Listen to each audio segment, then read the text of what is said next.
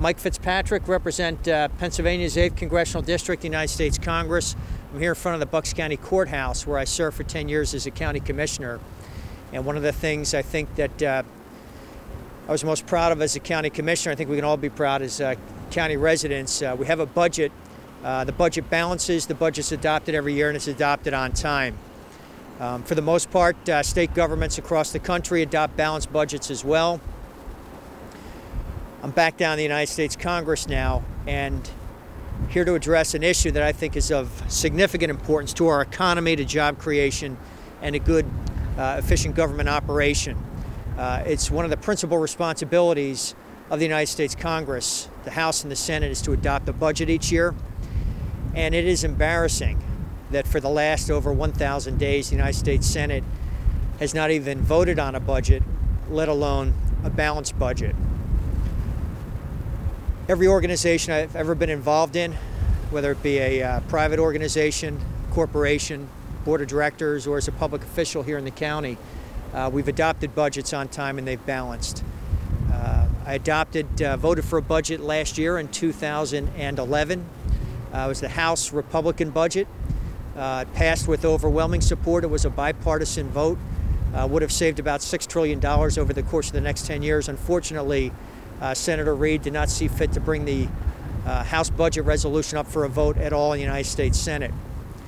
I'm here today because last week in the House of Representatives I joined a fairly large group of mostly House freshmen who were elected in the 2010 elections on the promise that we would put the country's fiscal house in order and that we would put the country on a path to fiscal solvency and ultimately balanced budgets. I've supported a number of pieces of legislation over the course of the last year, constitutional amendment to balance the budget, House resolutions to cut spending to get the budget under control, and last week introduced with a group of freshmen, members of the House of Representatives, the Honest Budget Act.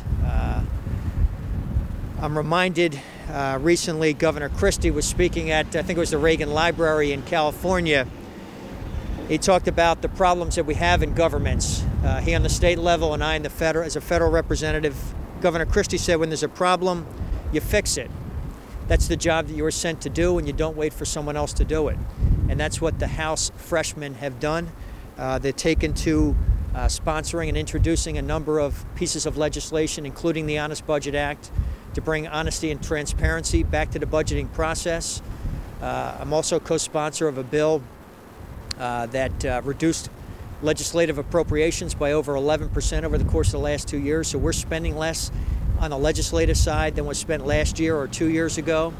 As I talked about, the constitutional amendment to balance the budget, the Honest Budget Act, and a number of other resolutions to bring honesty and transparency back to the budgeting process. So I'm here today to promote the Honest Budget Act, but also to call on our colleagues in the Senate to pass a budget. As we're preparing in March of this year to bring a House resolution, budget resolution, back up to vote on the floor of the House, we're calling on the Senate to do the right thing, to bring a vote to the floor of the Senate on budgeting, to live up to your responsibilities under the Congressional Budget Act of the early 1970s, and bring a budget so that the United States government, when it appropriates money in the future, does so according to a spending plan.